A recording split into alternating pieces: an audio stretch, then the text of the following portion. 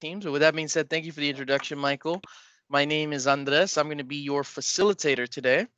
We're going to be doing something that's probably a little different than you've experienced before when it comes to trainings on specific technologies. We're doing today what Microsoft calls their customer immersion experience. I'm a certified facilitator for this program. And essentially, what I'm doing here with Michael is I'm their training partner. So one of Michael's main focuses is want to make sure not only people are aware of technology, but they understand how to adopt it and make that a practice inside of their organization.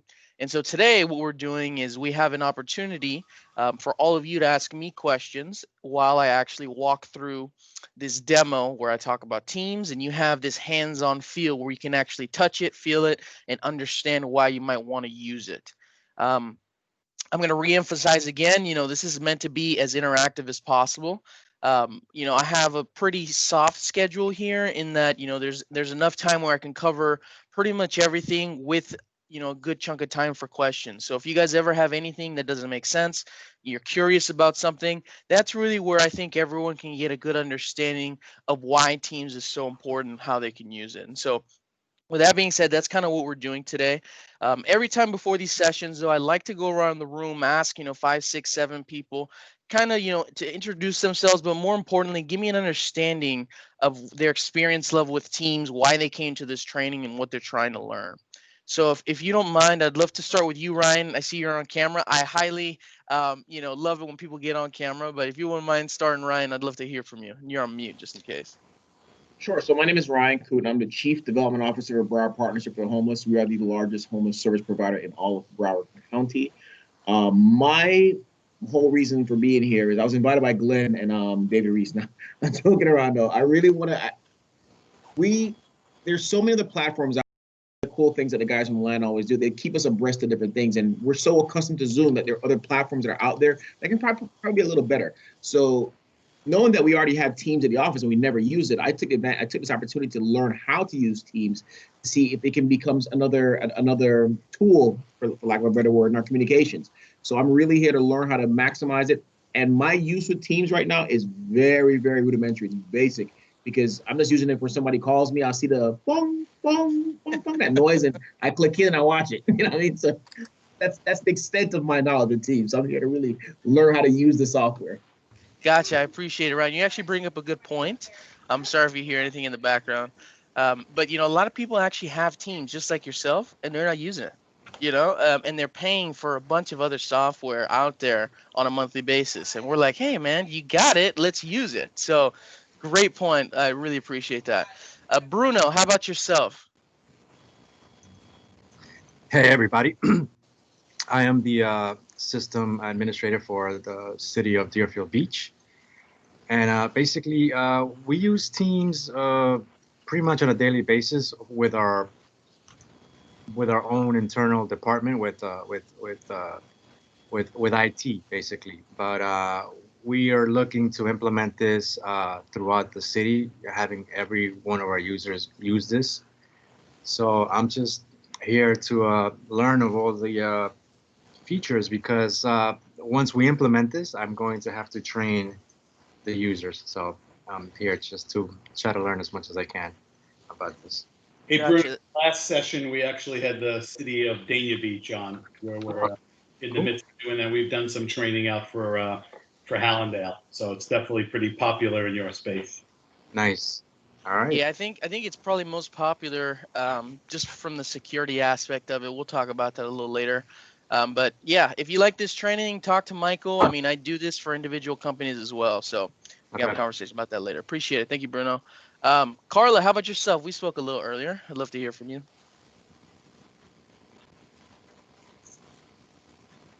Carla?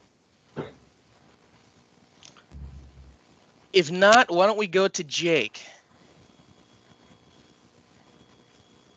Yeah, hi guys. My name is Jake. I work for Fontainebleau Development. We're a premier and luxury developer in South Florida, managing hotels, condo units, and retail.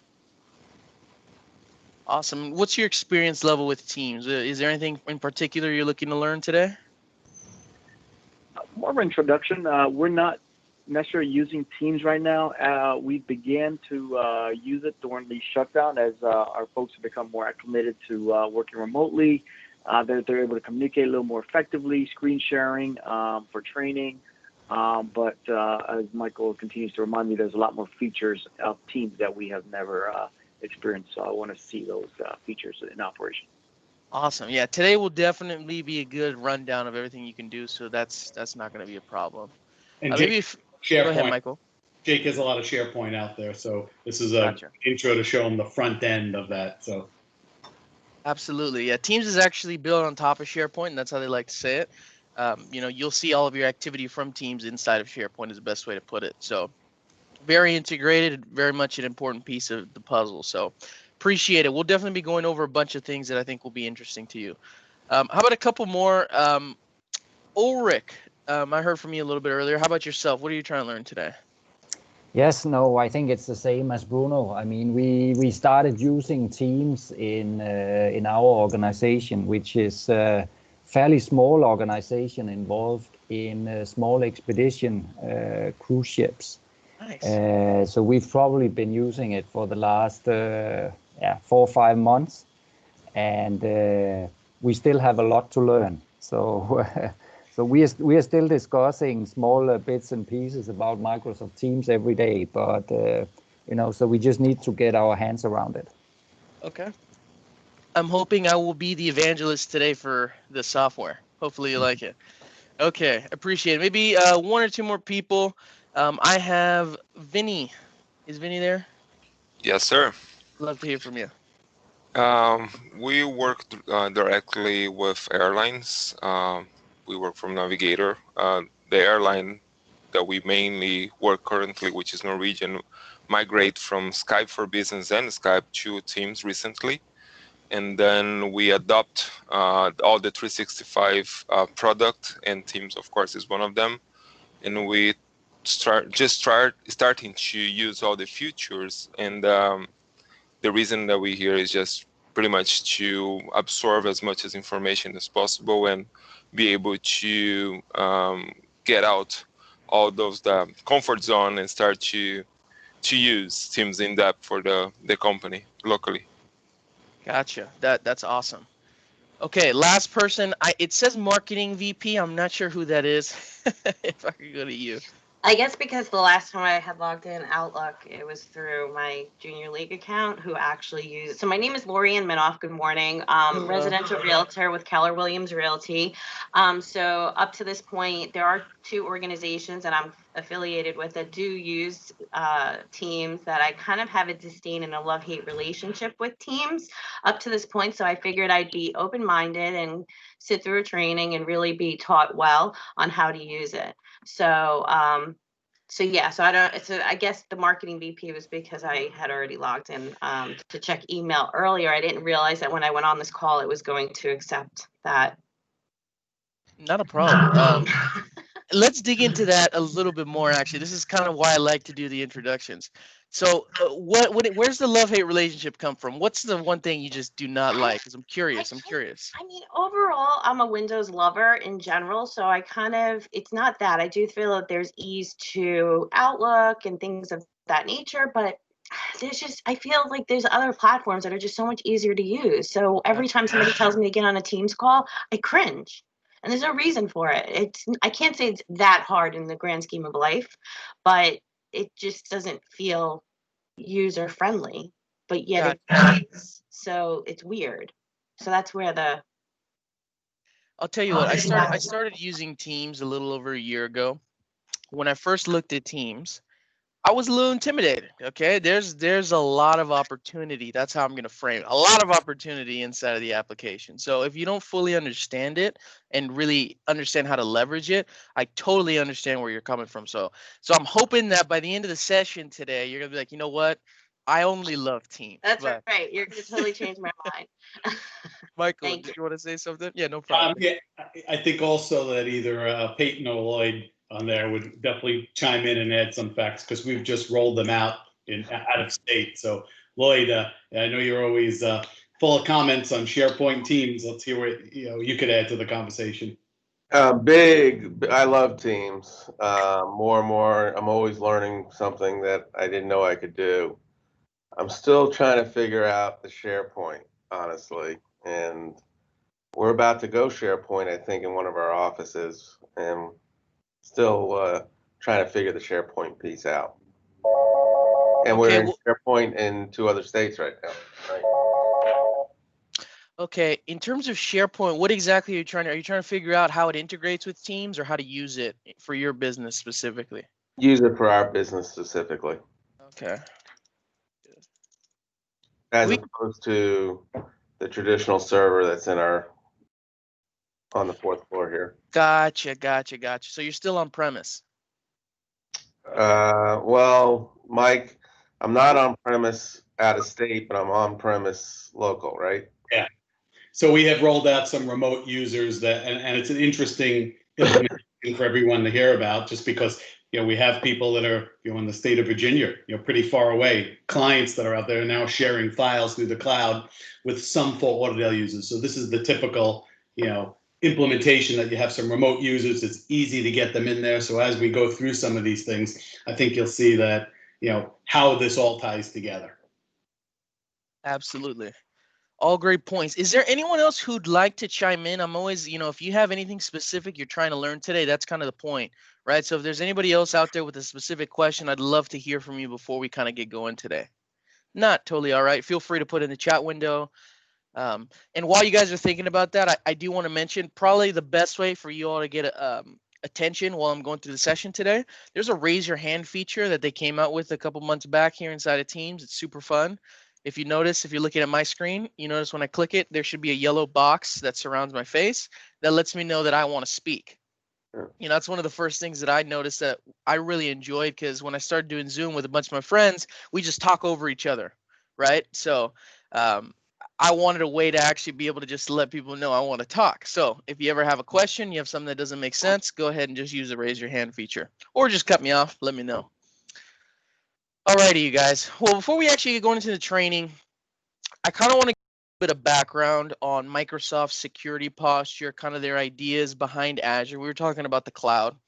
I can touch on that really briefly too, Michael. We're talking about, the idea of not being on premise and being able to get access to your files and your information while you're anywhere in the world, from any location, any access point. So, the idea there, and I think this is a very important conversation given, the current state of the world. We talk about here specifically in the IT space that the pandemic really in a lot of ways didn't change the world when it comes to IT, but it accelerated the development of movement to the cloud, right? I always talk about this conversation of, are you on premise? Are you in the cloud? What are the different things that you need to be considering during that time? There's a lot of different things you can think about, right? There's costs associated. So when you're on premise, right, you got to pay for the actual server. You got to pay for the people to patch it. You got to pay for the people to secure it. There's going to be real estate costs associated with keeping that server inside of your environment, right? You're going to have to buy a new one. There's a bunch of expenditures that you got to think about that go into being on premise. The reason a lot of people are moving to the cloud is because now the cloud has gotten a huge investment from a lot of these big organizations like Microsoft, Amazon, Google, where I'll give you an example. I read a stat yesterday.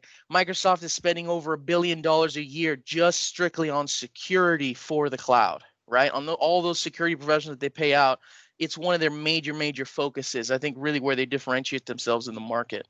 And so, right, when you move to the cloud, you're going to have more flexibility.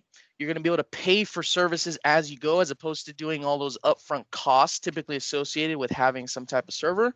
So there's a lot of benefits associated with it. That's a conversation for later on. I just want you to have that frame of mind when we're thinking, because Teams is, a piece of that. We were talking about SharePoint earlier, right? Teams, one of the coolest things about Teams is the flexibility aspect to it, right? I'm currently right now talking to you guys off of my work laptop. However, I'm also using this session online. Okay, so I have it online here, the online version. And if anyone calls me, gives me a ring, they need to talk to me, they can call me and I can access it here through my phone as well. So you're going to have the ability to be very flexible and have the ability to communicate and work from pretty much anywhere. So that's one of the main benefits I want to make sure you understand. However, when I was talking about the security posture of Microsoft, I think this eases a lot of concerns for a lot of people because I remember when there was a lot of attacks with Zoom when it came to people getting into meetings and jumping into meetings and the security aspect of that. Microsoft saw a big increase, primarily because Microsoft prides itself on being the most secure company in the world. They have this idea of zero trust, trust no one, verify everything, right? So they have a lot of controls that they put in place across their technologies. Teams is one piece of it, but across their entire technologies, they have a lot of different tools that they put in place where they can recognize risk signals and make more informed decisions for your company and your company's data. One of these specific tools that I think everybody should have implemented, assuming they're in the Azure platform, is Azure Active Directory. You have Active Directories on premise as well that you can incorporate and work into that too. But really, it comes down to identity verification. That's really where Microsoft has moved the needle. A lot of people, they worry about passwords. They worry about breaking into their actual environment and getting access to all the important data that they are in control of. If you want to make sure you're as secure as possible, one of the things you need to make sure you know is who's accessing the data, where are they accessing it from, and what time are they doing that. If you can find a really good way to control the identity of people who are getting into your data, you're going to be a lot more secure down the line. And so Azure Active Directory, definitely something you want to point out. And really what I just want to hone in here is that you understand that these tools that I'm going to be running through today are going to be some of the most secure tools in the industry. Again, like I said, Microsoft really prides itself on that. And if you're looking for a tool that really puts that first, you'll see some of the things that they put in place so that it's easier and more effective down the line. So that's a quick little intro to Microsoft's kind of security posture and kind of where they're going when it comes to security. So with that being said, unless Michael, you want to go ahead and add anything in there, I'm going to go ahead and just kind of get going here with the training. So if anybody has any questions before I get going, I'm going to take a sip and then we'll go ahead and get started today. All right. So everybody should be able to see my screen right now. I'm sharing it again inside of the Teams meeting. You should also have access to your own virtual desktop where you can actually play around in the environment that I'm sharing today. This is going to be a remote session, and we're all connected, like I mentioned here, inside of this environment. So we'll be able to chat, send messages, and do whatever we want to here back and forth. First thing I want to show you is how to actually zoom in the screen. I'm assuming it looks a little small on your end. So the way you're going to do that is going to be here in the top right. You see this little face icon? I'm going to go ahead and click it. Feel free to click it on your end as well. And I'm going to go ahead and zoom it in a little bit so that you guys can see a little better. Maybe one more. That should be a lot easier for everybody to see. Okay. While we're there, just kind of a quick little idea of what we're going to get going here. I want to give you a little tour of Teams so you kind of understand where everything is at. And then what I'm going to do is go ahead and give a tour here of what we call the command bar on the left-hand side. Okay, we're going to go through activity. We're going to go through chat, Teams, calendar, and calls today. All right. So I'm going to head back here into the face icon. I want you to go ahead and hover over that. First thing I want you to notice is something that I think really sets Teams apart from a lot of its competitors right out the gate is this, availability. I think this is super useful. This is why it was very popular because of the remote work changes, primarily because you're able to see whether or not your coworkers are actually online. So you notice right now I have a green check mark. It means I'm available. That's because I don't have any type of meeting scheduled. I'm on the app and I'm not away from the app. If I was in a meeting, it's going to automatically change to busy or do not disturb. If I'm away from the app, you'll see it say be right back or appear away. Really cool way for you to let your teammates know, am I busy? Am I for you to also know, are your teammates free, right? So I think something that's really cool, that right away gives you value from the product. The next Andre, something happened to your mic. It's a little muffled. It's going to automatically sync with what you ever put inside of your Outlook. Good example, I went golfing and I put my status message can you not hear me? Yeah, you're good. Okay, sorry.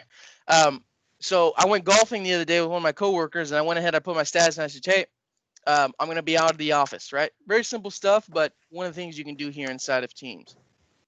Last thing I'll show you is actually the settings icon. Feel free to open it up. I'm not going to go through all these. I mean, I encourage you to look through it. I just kind of wanted to show you where you to be able to change things inside of your environment. This is going to be the settings for your own personal, subscription here.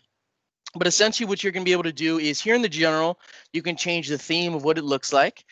In the privacy, you can change different privacy settings that you have put in place here for your application. You can change how you get your notifications, what devices are connected to Teams, and how you want to receive calls. Inside of the general section, the only thing I want to point your eyes to, if you haven't turned on the new meeting experience, not today, don't do it today, but for your actual own subscription, your own Teams environment, go ahead and do that next time you log into Teams, because this is going to give you all the latest and greatest tools inside of the application. All right. Moving on here, I just want to quickly touch into the search bar. On your side, go ahead and type into the search bar anything that you like. I just want to show you kind of how this works. I think this is something that a lot of people don't use inside of Teams, which is very useful. I'll give you all an example. Right, I can go ahead and I'll search marketing. So if I go ahead and I search marketing, what you notice is that this search bar actually looks for 3 different sets of data, right? So it's going to look for anything in your messages. It's going to look for anything in your people, which is people inside of your organization. And it's also going to show you any files that correspond to what you're searching for. So what's really cool as well is it's going to take you directly to where that resides inside of your Teams environment. So if you look right here, there's a message that was sent. Hi, sales and marketing. I'm attending a conference next month. Do you have any Contoso swag for me to hand out? Right? It's going to be very easy for me to navigate directly to these places where marketing was mentioned in a conversation. Additionally, it doesn't look like there's anybody in my organization that is tied to marketing, but let's say I'm in a bigger organization. I want to find out who the marketing person is so I can reach out. This is a great way to do it. In addition, I think most importantly, if you have files here inside of your Teams locations, anytime there's a file that has to do with marketing, you're going to be able to search for it and find it. And so this is not going to be the best way necessarily to search for some things. If you're organized, it's going to be easier to just go through Teams and find it. However, there's always certain cases where for some reason you can't find a document. Go ahead, search for it. It works a lot better than people realize, and it's going to help you really navigate the application pretty swiftly. Just something I kind of wanted to point out. And then last thing before we get here into the actual command bar, a lot of people don't realize you actually have a back and forth button available to you in the top left. I use this all the time because there's moments, right, where you're working on something and then maybe somebody sends you a message or they point you at another piece inside of Teams. You can just quickly navigate back and forth between what you were inside of the application. So if you're ever in a situation where, let's say you're working on this document, right, this Word document with somebody, and somebody sends you a message and you move out to chat, I can just quickly push the back button and it's going to take me right back to the document. Very, very easy, very simple, but a lot of people don't know you can do that. So I just kind of wanted to talk about that and show you how to do that. So let's go ahead and get into the actual command bar. Is there any questions before I get going on anything I've covered so far? I want to make sure I'm cognizant of those questions. If not, feel free to go ahead and move into your activity section on your environment. So, and a lot of people ask me what activity is, why should I use it? Why does it make sense? And really, I think activity is very simple to understand.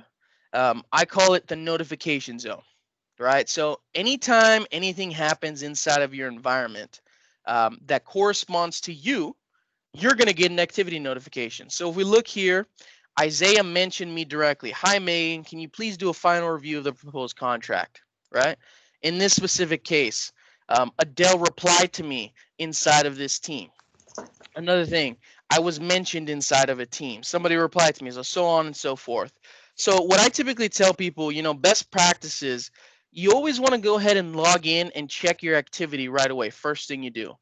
It's going to tell you while you were away from the application, if you missed anything that corresponds to you, if somebody was trying to reach out to you, anything of that nature, they gave you a task, right? Anything like that. You're going to get a notification for that. So you want to make sure that first thing you do, like I said, you jump in, you check out activity, and you see what's going on. The only thing I'm going to caution you, and I'm going to talk a little bit more about this later on, is there's specific settings that a lot of people have for notifications that I don't think they realize. You might be in a position where you only care about it if somebody directly mentions you. That's the only thing you're worried about. However, I'll tell you in my situation, if there's ever any kind of activity inside of my environment, I want to get a notification for that. I want to understand if somebody else is having a conversation so that I'm up to date on the latest and greatest information. And so let me quickly tell you, go ahead and move into Teams just for a quick sec. We'll be right back. I just want to show you where you can actually change those settings. A lot of people don't know this. I actually just figured this out a month ago. So if I open up, any one of these teams, you notice inside of these teams, you have subsets called channels. Okay. And we'll be getting into this a lot later today. I'm just going to quickly breeze through that. However, if you notice on these specific channels, right, go ahead and click on these three dots on one of these channels. These three dots, we call it an ellipses. That's what you'll hear me calling it. All right. What you'll notice is if you click on that, at the top menu, you'll notice it says channel notifications. If you hover over channel notifications, go ahead and do that on your end so that you can see as well. You notice that it's checked as custom. So the automatic setting inside of Teams is that I only get a notification if somebody directly mentions me. However, like I mentioned, I like to get notifications for any kind of activity myself. And so what I do is I actually set this to all activity. Anytime there's any post, any mention, any reply, I want to know and I want to be aware. That might not be your specific case. I just wanted to show you this because a lot of people don't realize this. And so sometimes it's a little easier to miss things inside of Teams as opposed to something like chat. Okay, and we'll be getting into chat right now, but this is something just for you to consider inside of your environment. Is this something that you want to do, something that you want to implement? I just wanted to give you a food for thought there. Is there any questions specifically on activity? Does this make sense to you? Lloyd, I saw you looking at it. Is this a simple concept, or is there anything you think I could touch on when it comes to activity besides this? You're good to go? I'm good. All righty. Anybody else have any questions? Otherwise, we're going to move into chat here today. Okay, so now we get to do some fun stuff. First thing I want to do here inside of chat is I want to make sure everybody has the ability to actually message me and they know who I am. So today in this persona, I'm going to be Megan Bowen. If you could go ahead and send me a message, if you send me a message, I'll add you to a group chat that we're going to create today. The way that you would actually do that, and if you haven't used this application before, you notice this little square with a pencil icon in it. Go ahead and click on that for me. And here inside of the name, type in Megan Bowen. I can't send myself a message, obviously, but I'll show you. If I type in Alex, for example, I can go ahead and select it and then send a message. Go ahead and just say hello. And while everybody's going ahead and do that, let me give you kind of the idea behind chat and kind of the theory here. Microsoft really saw this as a way to have a new communication experience. That's how they describe it. You'll notice on my side, I'm starting to get these messages and they pop up in the bottom right of your corner. That's typically how you would be receiving new messages. However, just quickly on that point about the new communication experience, Microsoft noticed that Outlook was super popular. A lot of people use it for pretty much every form of communication, and they were kind of under the idea that Outlook is great, but it's not necessarily the best way to communicate on a daily basis. And so they wanted to create a tool where you would be able to not only communicate with your team members, but also have the ability to do a lot of other types of communication besides just chat. And so we're going to be walking through all of that today. The one thing I will tell you is if you make a concerted effort inside of your organization to really move towards chat, you can reduce a big chunk of those unnecessary emails that you receive on a daily basis. And that's a really attractive piece for a lot of people because, typically people are emailing for everything. But a lot of times, sometimes you just have a quick question, you need a quick answer. That's when chat is going to make the most sense. Okay, it's for internal communication, external communication, however you want to use it. A lot of people ask, how am I able to message other people outside of my organization? The answer is a yes. You just need to make sure you go ahead on the back end and turn on guest access. But cool. I see Diego, Joanna, Irvin, Lydia, and Nestor were all able to send me messages, and I'll see there's a message here inside of the chat. Let's see. Hi, hello. So Lloyd and Lazaro, go ahead and send me a chat inside of the demo persona, not here in the It's Teams asking me for meeting. a password to get onto it. How do I do that? What's the password? What password specific is he asking for you, Lloyd? It says enter your credentials. Windows security. Enter your credentials. In the demo environment? Yep. When you launch Teams, or are you trying to launch it through the web? I got an email from LAN Info, and I clicked on the thing it told me to click on. Then I launched my persona, and now it's asking me for a password. Okay, for the Teams application or for the Edge browser inside of the RDP? The RDP. Okay, so inside of the RDP, right, the black screen, did you open up the purple Teams button or did you open up the web browser and try to go through there? I'm happy to share my screen if you'd like. Yeah, that's fine. That's fine. We can do that. One of the things you can do here inside of Microsoft Teams, you can share screens. That's a cool piece. We can talk about that.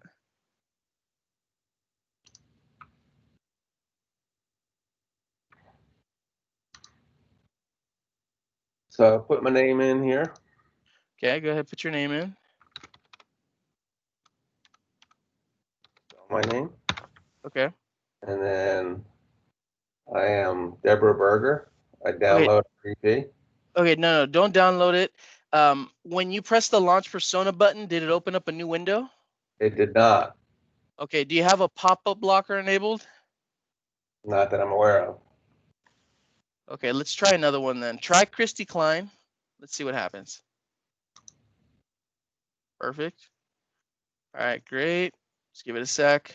Yeah, this didn't happen when I did oh, no. Okay, so now that purple Microsoft Teams, go ahead and open it up. Yeah.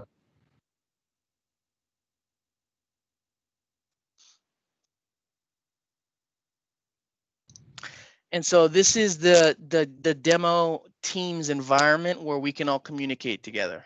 Got it. So right there inside of chat, you can go ahead and send me a message. So if anybody else is having any issues with that, let me know so that we can walk through that as well. Thank you for letting me know. Appreciate it. All right, cool. So he's in there. So great. So everybody sent me a chat.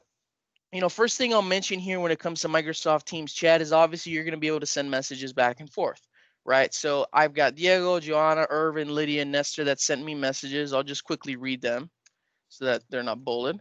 But, you know, easily we can send messages back and forth. That's the most basic thing you can do here inside of chat. However, like I mentioned, there's going to be a lot of other things you can do. I'm going to go ahead and create a group chat. That's what I'm going to do next. So I'm going to go ahead and click on a new message. Cool little tip, if you didn't know this, you can actually put the @ symbol. If you put the @ symbol, it'll actually give you a list of the people inside of your organization. Feel free to try that out yourself so you can see who you can actually choose. Not sure if you knew that, but I'll go ahead and add. Who am I sending the chat to? You're going to send it to Megan Bowen. So you can go ahead and just type in Megan. So I'm going to go ahead. I'm going to add Alex. I'm going to add Diego. You notice I just got a message from Christy, Joanna, Irvin, Lydia, and Nestor. Okay. So I'm going to go ahead and add this. I'll add Christy and Patty later. I just want to show you how you can actually do that. And I'm going to send a message. I'm going to say hello. Feel free to go ahead and send me a message back. You can like my message. You can downvote my message. You can do whatever you like here. Feel free to do that. You notice I just got a check mark right here from Irvin, it says. What's really cool inside of chat and inside of these group chats, and something I want to point out is I think this is going to be one of the best ways you're going to be able to communicate on a daily basis. However, you know, if you're like me, you might be in multiple group chats with a lot of the same people, right? You might be on a leadership team, for example, and you have group chats with different types of people on the leadership team. And so one of the main things you want to make sure you do, if you ever have a group chat, you want to make sure you give it a name and you make it easy for you to access it. So I'll give you an example of how you can actually do that. If you look here in the top of the group chat, there's a pencil icon directly to the right of all the names. Okay, I'm gonna go ahead and change it. Everyone else in this group chat, feel free to go ahead and change it yourself as well later on. But I'm gonna go ahead and show you. If I click on this pencil icon, I can just give it a name really quickly. I'm gonna call it the Dream Team. Okay, looks like somebody just called it the Pilot Chat. I'm gonna go ahead and save it and change it back to the Dream Team. Right? Everybody else, feel free to get your name in there. I just want to show you're able to do this. What's really cool now is if you notice on the left-hand side, the name of the actual chat changes. So kind of similar to any kind of iMessage or group chats that you have with your phone provider. However, what's really nice is now I have a very good understanding of what this chat is, right? So I remember when I first started, I didn't know you could do this. And I had group chats with some of my team members. There was like 3 different group chats. I didn't know who I was talking to, right? I'd have to look to see exactly who was a part of it. So you might want to mention, this is the marketing team, right? This is, leadership team, whatever it might be. You want to just make sure you give it a good name so that you can really understand who you're talking to and make it easy for you to find it. The other thing that you're able to do as well might not be applicable to every group chat, but I have 2 group chats that are extremely important. And I want to make sure anytime I get a message from them, I can quickly respond and get to it. Something that you can do inside of Teams that a lot of people don't know, and again, please do this on your end, is you can actually pin group chats. So if you click on this ellipses, right? So go ahead and do it in your environment. I have the Shark group chat. What I'm going to do is I'm going to go ahead and click on this, and I'm going to pin it. And you'll see what happens now when I actually pin this group chat is now it's going to be stuck right here at the top of my page. So anytime I get a message, it's going to stick there. Anytime I don't get a message, it's going to stick there. So let's say I'm here inside of calendar and I want to quickly get into chat to message the Shark group chat. It's going to be quickly right there. You notice anytime anyone sent me a message, all the messages started getting pushed down. This is important because if you're in a lot of different message groups, right, you could quickly lose it. So if you pin it to the top, it's going to be really easy for you to find and navigate to. So something that I think a lot of people don't know about, I just kind of wanted to share that with you. The other thing people ask me about, hey, I have a group chat. Can I add or delete anybody? The answer is absolutely yes. Let me show you how you can actually do that. In the top right of your screen, you notice there's a people icon with a number. That number is obviously going to correspond to the number of people inside of the group chat. I'm going to go ahead. I'm going to select that. At the bottom, you'll notice I'll be able to actually add or leave the group chat myself. So I'm going to go ahead and press add. And I'm going to go ahead and add Christy and Patty. So let me go ahead and add Christy. Oops. I added Christy very quickly. Let me go ahead and add Patty again so I can show you something else. What's really cool is if you notice, you're actually able to choose the amount of visibility that they can have into the group chat. You can decide not to include any chat history. You can include chat history from the past certain amount of days, or you can just decide to give them entire access to the chat history. That's going to be on a case-by-case basis. I tell people if we were talking about them, maybe you don't give them any of the chat history, right? So you're going to have different options here. Actually brings up a good point, that I actually got asked in a different session, I think last week. What happens to the actual chats? Are they saved? They're going to be automatically archived. You're going to have access to them. That's going to be something you want to consider, after 5, 6, 7, 8 months, 12 months. Do I want to keep all these group chats? That's a decision you'll probably want to talk to Michael about, something that we get asked about all the time. So, but yes, you will have access to the group chats. Not going to be a problem. Is there any questions specifically on chat before I keep going here? I want to make sure I'm cognizant. This is Jake. Yeah. This is Jake. I have a question on the group chat. Who's the owner of this chat? So if you want to limit who can join the chat or remove somebody, who ultimately owns it? For example, renaming, I noticed that everyone can rename it. Is there an actual owner of the chat? There's not necessarily an owner of the chat. I created it, so I guess you could consider myself the owner. However, when it comes to the settings and things of that nature, for this one specifically, everyone has access to change it. If you wanted to put tools in place like that, I'm sure you can definitely do that. It would just, you'd have to do something on the back end to change settings. Like, for example, you could change a group and then take rights away from some of the members. It's not something you can easily do right away inside of here, but I'm sure you're able to do that. I'm not sure, Michael, if you can talk to that a little bit more as well. It's all in the compliancy manager also, so all that is tracked and kept. But each person sees it if they jump out of the chat inside of their team session. Good question. Okay, Very good question. So on the ad hoc chats, you really can't limit who can join and who can leave. No. You can definitely limit who can join and who can leave. These ad hoc chats, though, you can't necessarily limit who changes the settings if you already add them to the chat. So these chats are invisible to everyone else in the organization unless they get added to them. Does that make sense? Okay. Yeah. And then when we get into the actual team portion of it, that's where this becomes a little more powerful. So if you're actually talking about, if you created a team that might be ongoing projects, you can limit who gets into those channels inside of the teams and who can keep chatting in and out of it. Okay. Thank you. Yep, no problem. Great question. Any other questions, you guys? I love questions because then we can get a conversation flowing. If not, totally fine. We'll keep going. But if you guys ever have any questions, I'm always very open to them. All right. So we talked about a group chat. We talked about how you can add or remove members, the settings, how that the other cool stuff. However, I think, a lot of people just assume this is where it stops, right? And this is all I can do with chat. This is the only way to actually use it, how to leverage it. However, there's just a lot of little tools that I think a lot of people don't really realize. One of the main things you can look at is right here on the bottom, underneath where you actually type the message. I encourage everybody in your environment, go ahead and read through each one of these. I'm going to walk through them myself. I'll show you this A with the pen with the paintbrush is not as important, I guess, but this is where you can change the font and the color if that's interested to you.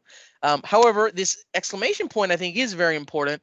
A lot of people don't realize you can actually send delivery options inside of chat similar to email. So if you have a very important message, you can send that. You can even do this right here called an urgent message, where for every 2 minutes, they're going to get a notification for 20 minutes, right? Not necessarily my favorite. I wouldn't do that myself. I typically just give people a call. But if this is something, that makes sense to you, feel free to do it. I'll go ahead and I'll send it to everybody so that you guys can see on your end what it's like. If you don't open up this group chat, right? I just sent you an urgent message. If you leave it unread and you don't open it up, every 2 minutes, you're going to get a notification. Every 2 minutes.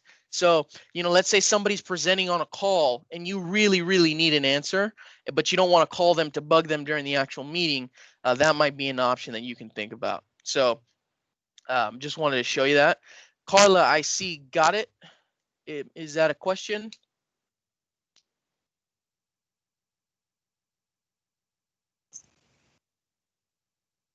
Okay. Carla, if you got a question, I'm not too sure what that means, but I appreciate it. So we got are you saying you probably got the urgent message? I'm assuming that's probably what you're saying. Cool. So we got the urgent message here. Sorry, what was that? I said, yes, I got your message. Okay, gotcha. Awesome. So right, we got the urgent message. However, we'll keep moving on here on the bottom piece right here. You notice there's a little paperclip icon. You can attach and you can send documents, right? So you can do that as well. I'll go ahead and I'll send something. I will give a word of caution, okay, to these documents and sending them inside of chat. This is the one thing I think people don't fully conceptualize when they start using chat. Teams automatically saves wherever that document is located inside of the application. So right now we're inside of this group chat, right? And I went ahead and I sent this document. What's interesting here is now anytime we make edits to that document, we change it, we do anything of that nature, it's going to get saved directly in this chat. So that version of that document is saved in here. That's why if you're and changing the document, making edits and working on it, collaborating with somebody else, you definitely want to go ahead and send it into the Teams channel and then get the link and send that link into the group chat if you want them to go edit it. I'll show you how to do that a little bit later. But say I sent this document, right? I'm gonna go ahead and open it up so you guys can see this.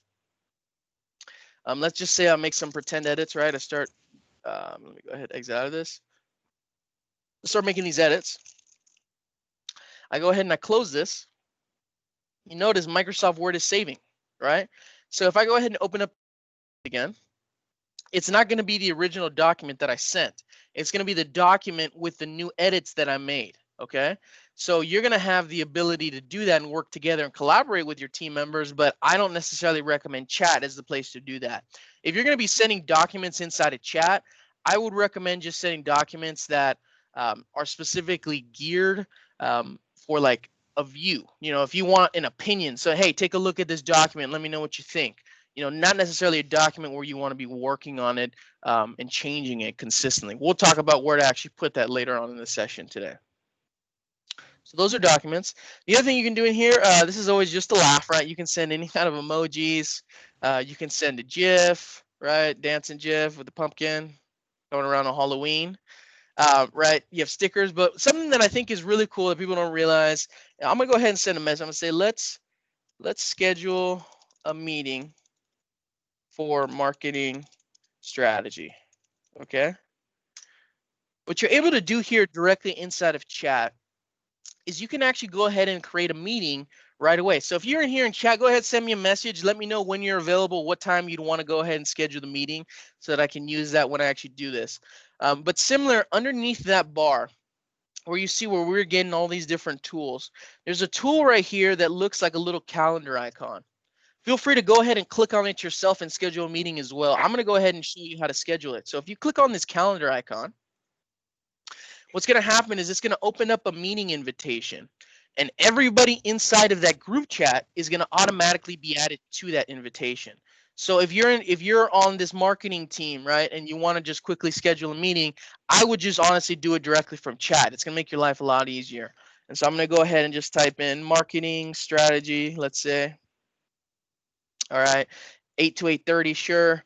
I'm going to go ahead and put it inside of a channel. I'll show you where that actually went later on today, because I think this is one of the cool tools inside of Microsoft Teams meetings. And then finally, something I just want to point your attention to is the scheduling assistant. I was wondering when everybody else was free. If you ever are scheduling a meeting with some of your team members and assuming they have their calendars here, you'd actually be able to see when they're available throughout the day. So for example, Lydia looks like she's free at this time. I'm free at this time.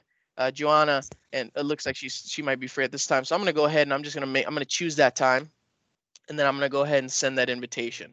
So if you're worried about scheduling and making sure, people are able to make it, that's going to be one of the best ways to do it. It's a scheduling assistant inside of those Teams meetings.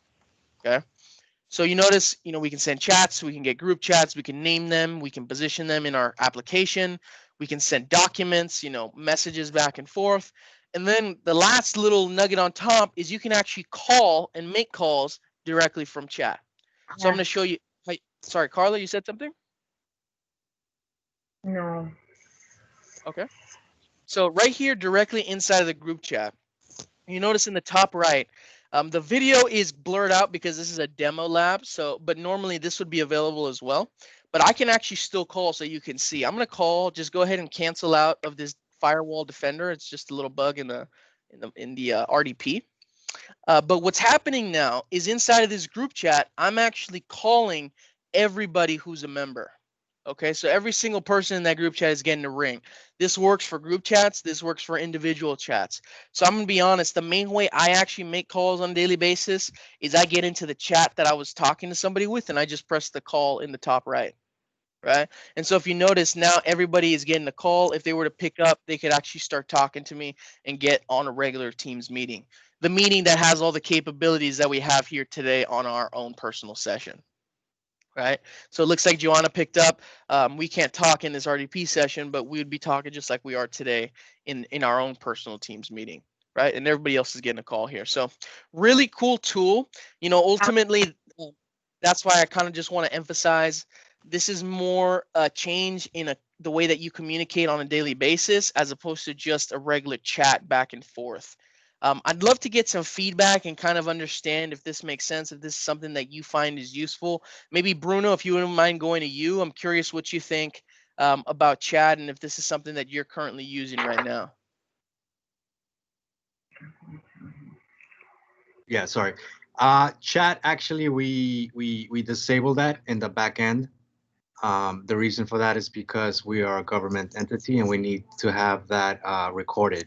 So, Gotcha. and on top of that, since we're IT, we didn't want everyone to start messaging IT, blowing up Teams. I totally get it. Okay, not a problem. I appreciate that insight. Is there anybody who uses it on a regular basis? Let me see. I took some notes. Let's go with Vinny. Are you currently using chat right now? Because you told me that you're just barely getting a piece into Teams right now. So is this something that you're considering? No. It's something that we use in the daily basis, and when it comes to the airline that we Gotcha. work with. That's right. But yeah, we implement it locally. Okay. Gotcha. Yeah. I just think chat is. If you use chat effectively, like I mentioned, you're going to notice all the different communication you do on a daily basis does not need to go through email. That's probably the best way I can actually just frame it. A lot of people are using email all the time, and it's just like a bunch of emails 24/7. If you want to really cut down on that, Chat's going to be one of the best ways that you can do that. Is there any questions specifically on chat? I'll give it a moment. Feel free to type in the chat window. Just let me know before I actually move into Teams and we talk a little bit more about that. I just want to make sure I answer any questions that you might have.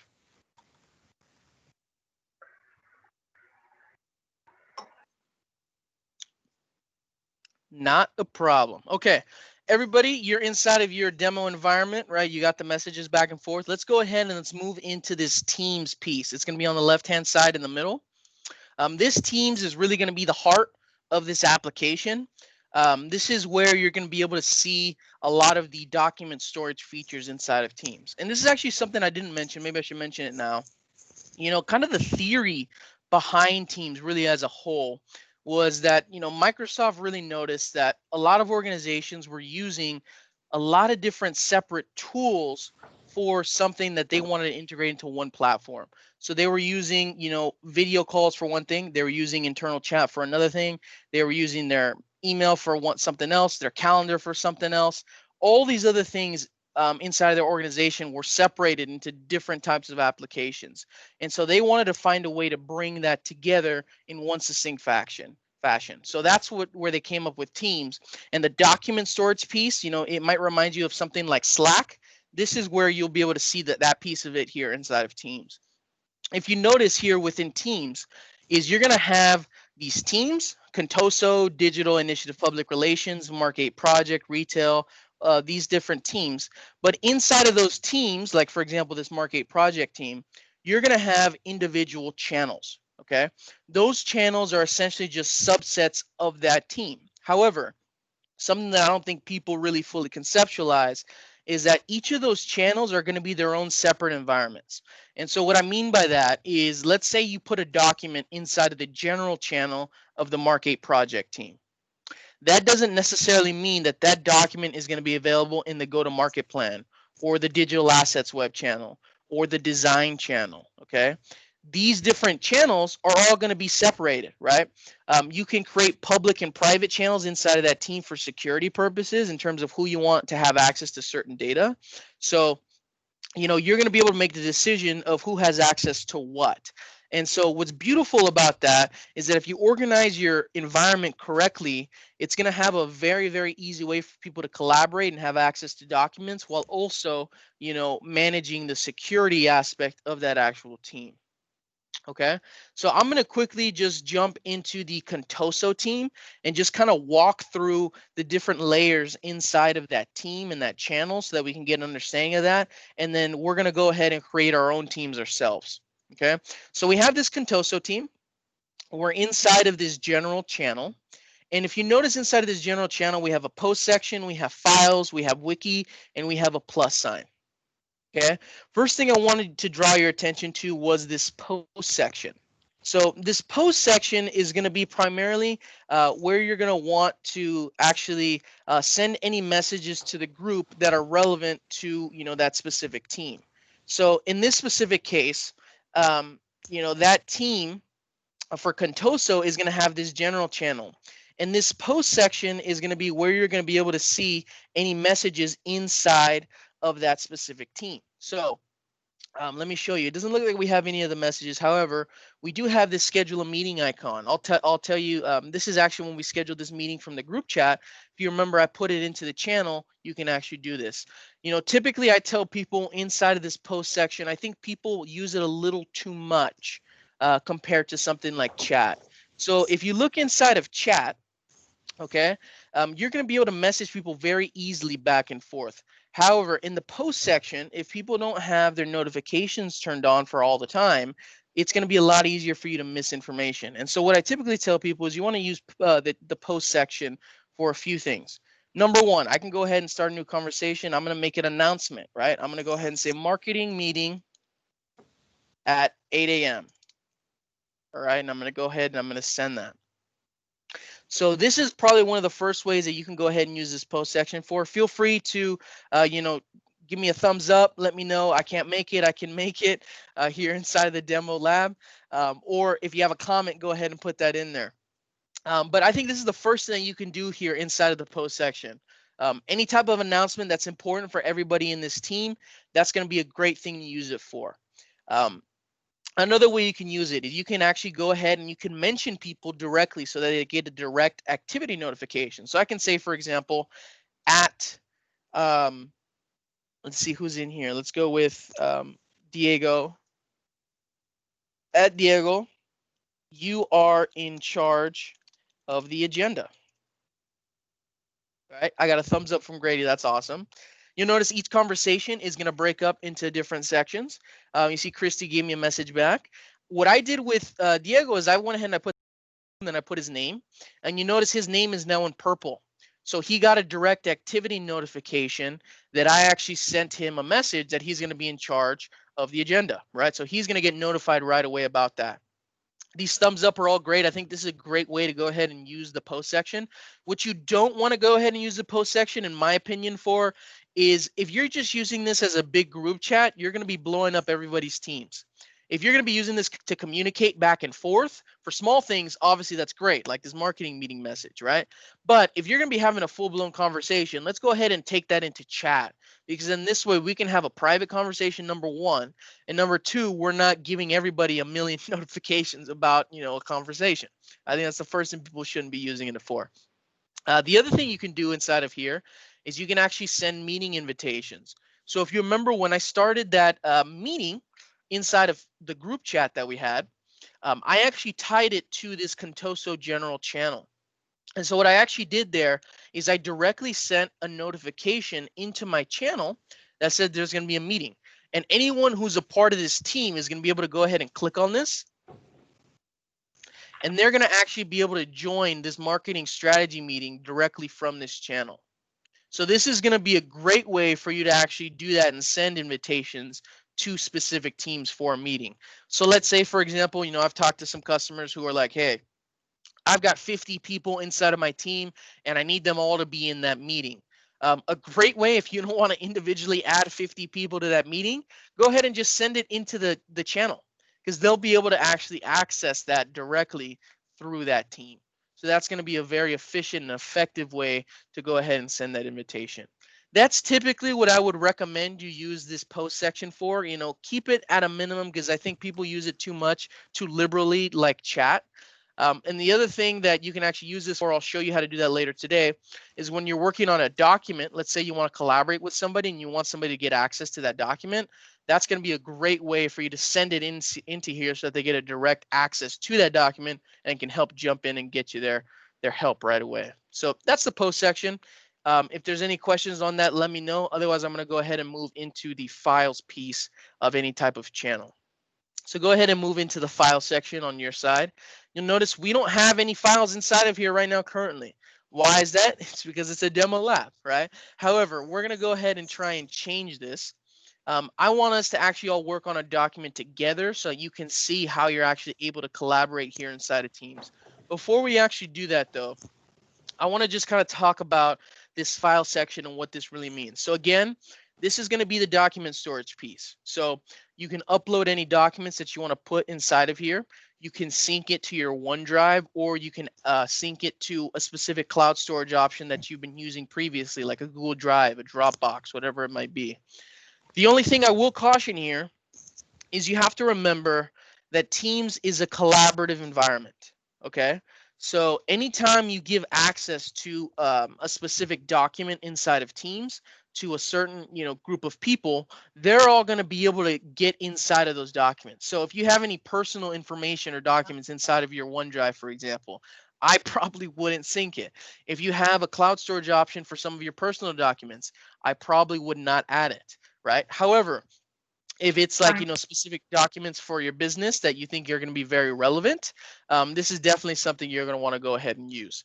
And so I just kind of wanted to mention that before we actually get going here inside of our file. So I'm going to go ahead and create a new document. You notice you can actually do that. I encourage everybody here, go ahead and create another document for me. I want you to get a feel for what this is like. When you're inside of the general channel, inside of the file section, you just go ahead and click on the drop down for new. I'm going to create a Word document, and I'm going to call this the potluck list. Okay. I'm going to go ahead and I'm going to create this. And inside of this potluck list, I want to go ahead and name some stuff. Okay. So I'm going to go down 3, 4, 5, 6, 7. So we'll stay here with lucky 7. This is the other thing I mentioned about documents and sending them inside the post section. When I'm inside of this document, what I'm able to do is I'm actually able to click on this conversation button. Okay, so if you can see my screen, there's a conversation button. I'm going to go ahead and click on this button. When I click on this button, you notice it's going to say starting a conversation. What I'm going to do is I'm going to go ahead and send a message. I'm going to say, hey, please help me edit this document. And when I go ahead and I press send, you'll notice if I get back into that post section, it's going to be right here. All right. So I went ahead and I did that.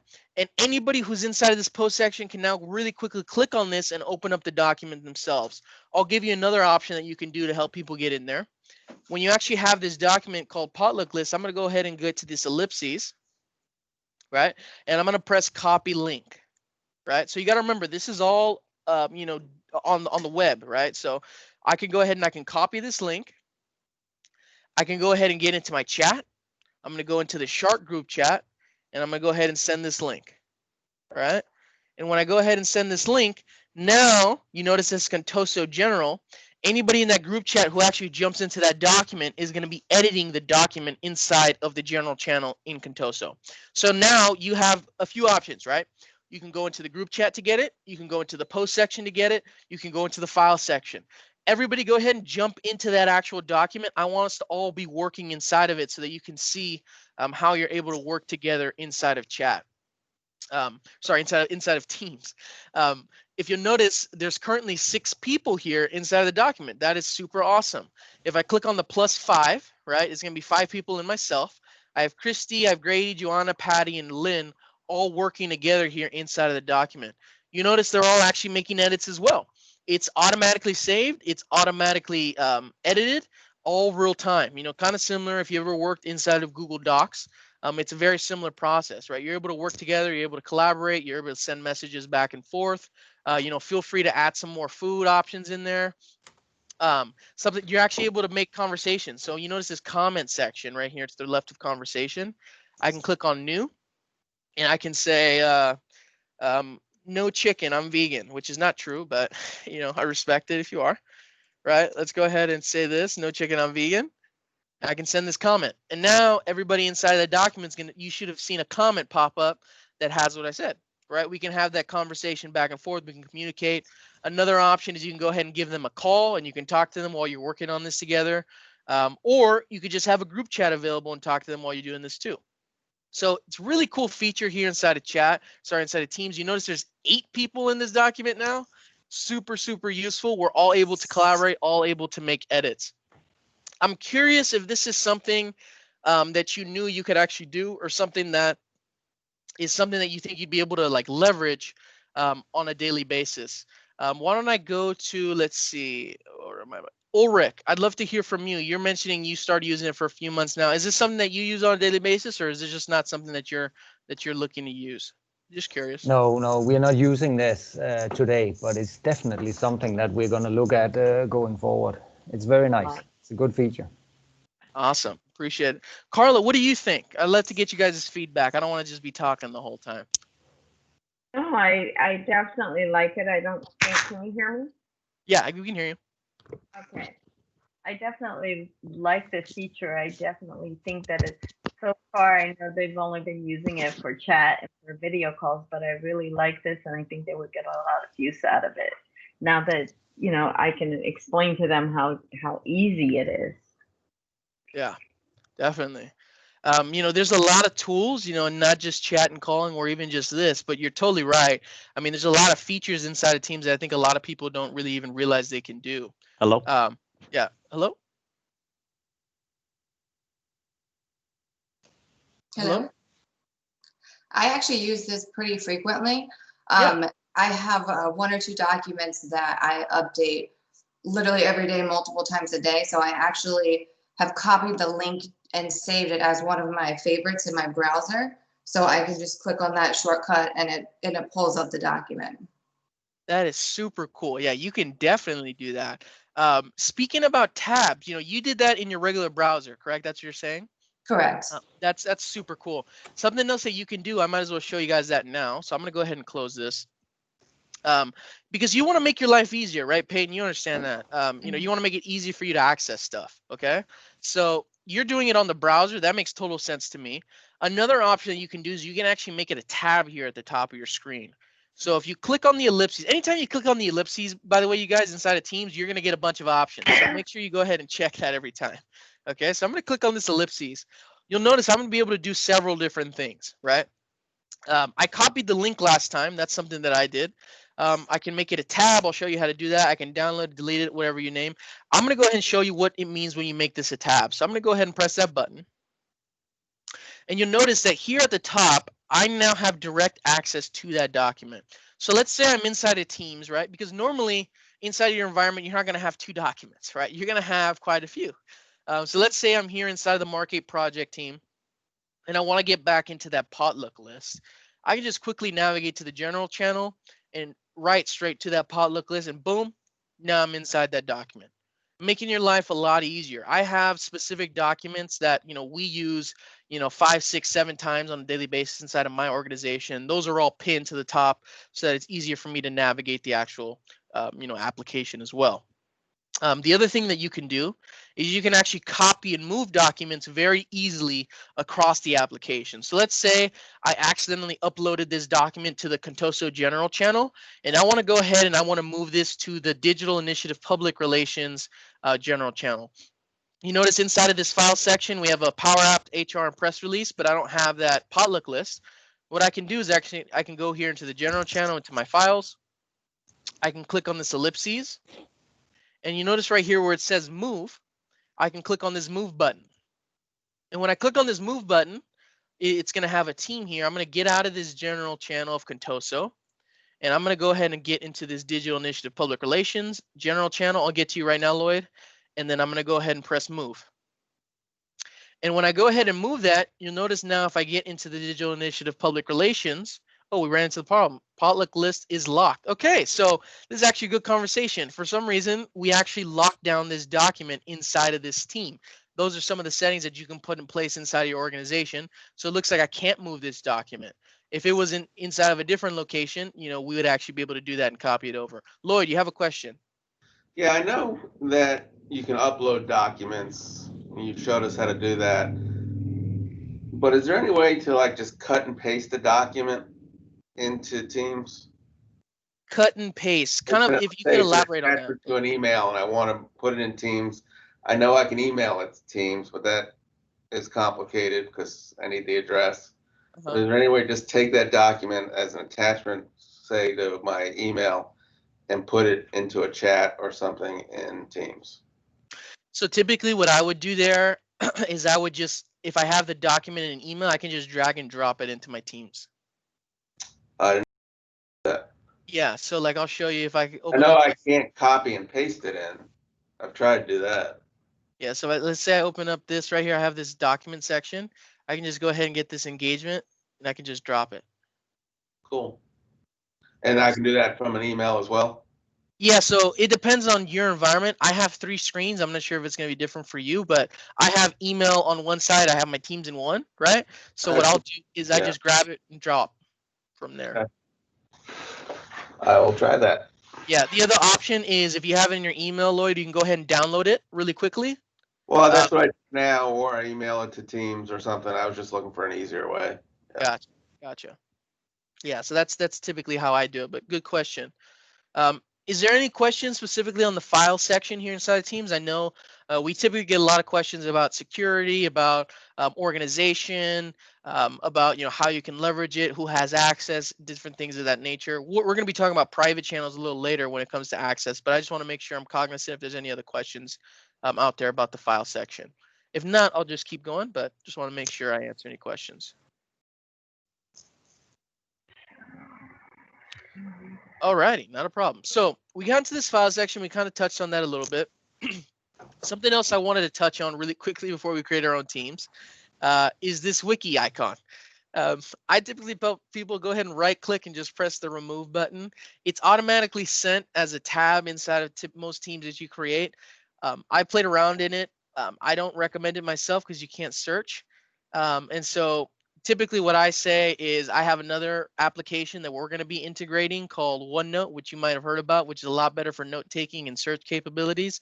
So we'll touch on that a little later today.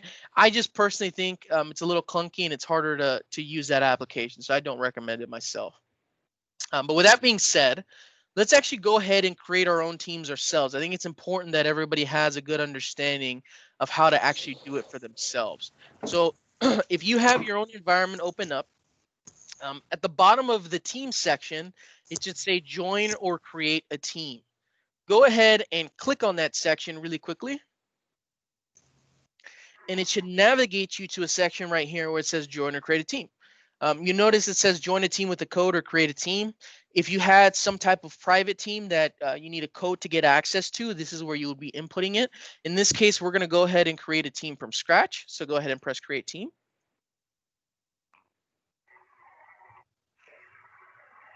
Something they actually just recently came out with is they actually now have templates available for your teams. So before we actually do that, I can just kind of walk you through that. Right, they have specific templates for specific types of organizations. So, depending on what your organization is, what you're looking to do, they have some healthcare ones, right? Some manufacturing, retail, government, financial services. These are all out-of-the-box templates that you can use to set up your own team. Michael is going to be the best person to speak with when it comes to really personalizing it, if that's what you're looking for. A very robust, personalized version of Teams. That's going to be a great conversation to have. But in this specific case, we're going to go ahead and just create a team from scratch. So go ahead and just click on from scratch when you go ahead and create your team. And then you'll notice I have 3 options available to me. You should only have 2 options available on your end. The reason I have 3 is because I'm the org administrator for this specific, team environment. So whoever your team's admin is, org-wide function as well.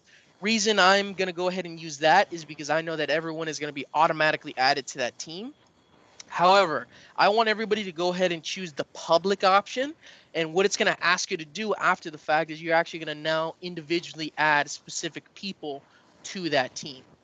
And so the only thing I request is make sure you add me, Megan Bowen, to your team so that I can see when people create it and we can kind of talk about that.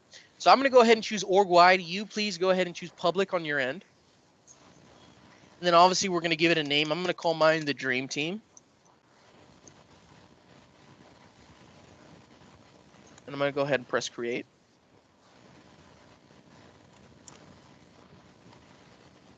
Okay. This is normally where you would actually be at the point where you'd be adding individual people. So if this is you in your case, go ahead and start adding people. Again, make sure you add Megan Bowen so that we can make sure that I can make sure you know how to that you're successfully creating those teams. I see Joanna just added me to a team. Super awesome. You see we have Tech, the SOC team. Mine called the Dream Team was added here. And what's really cool is you can really personalize these. You see Lydia, Irvin, Alex are all creating these new teams. You can really change the settings and you can personalize this team depending on what your organization's capabilities are looking to do, right? So in this post section, you can create specific rules of how you want to leverage it. The file section, you can add whatever documents which you want, whatever types of data you want your people to have access to. What I really want you to point your attention to is how you're able to integrate specific applications into your team's environment. I talk to people a lot about this. It really comes down to how you want to use Teams is going to show you, how effective it is for your organization. What's really cool about Teams is I actually consider it really more a platform than anything else. Reason I say that, and you'll see why I say that, is you can integrate so many different applications into Teams. You can actually integrate Zoom into Teams now, which is so interesting. But there's that I'm kind of trying to show you the level of integration you have here inside of Microsoft Teams. And I'll show you where you can actually do that. If you click on this plus icon where it says add a tab inside of your team, go ahead and click on that so you can see what I'm looking at. If you clicked on that plus, you should be able to see all the different applications you can integrate here directly into your channel. So if I can actually scroll through this, you can really just understand the scale of the different tools you have, at your disposal. But like I said, These are not going to apply to everyone, obviously. There's going to be certain applications that are going to be more useful for certain types of people. So if you're looking to, do specific types of tools, take a look, search for it, ask Michael about it. Is this something that I'm able to integrate here inside of Teams? Because ultimately, like I said, the way that you personalize it and the way that you make it make the most sense for your organization is where you're going to be able to see that value inside of Teams. Okay, and so what I'm going to do here today is we created our team. I want everybody to go ahead and integrate inside of their own team 3 specific tools that Microsoft recommends for every organization. Okay, these might not be as applicable for everybody, but I think they really do have a place for most people. The first one that I wanted to talk about was Planner. So I'm going to go ahead and open up Planner, and I'm going to go ahead and just give it a name. I'm going to call it Planner, and then I'm going to press Save. Is there anybody here on the call who has any experience with Planner? I'd love to get some feedback on what you think about it. Even if you love it, even if you hate it, I just want to hear from you. Is there anybody here on the call who uses it currently right now?